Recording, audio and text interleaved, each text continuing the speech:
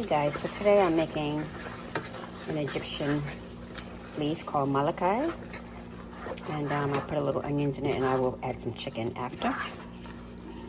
Just had a taste for it. You know, I haven't been to Egypt since 2009, but man, this is it's a cross. It kind of has a nutty flavor, and it tastes like kind of like a cross between spinach and an okra, because it is has a little slime to it.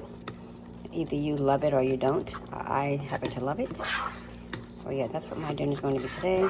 I'm just going to stir it up, and it's still a little frozen in there. So I'm going to let it melt.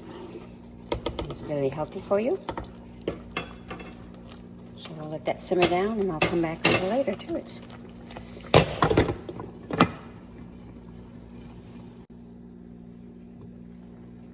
Okay guys, so I thought I was videotaping.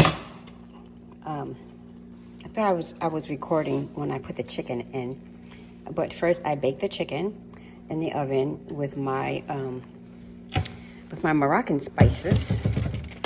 I added, let me show you what I added. I added my ras el hanout, and I also added my Berber seasoning. And so then I poured the I put the chicken in, and then I poured the chicken juices from baking it in its juices, and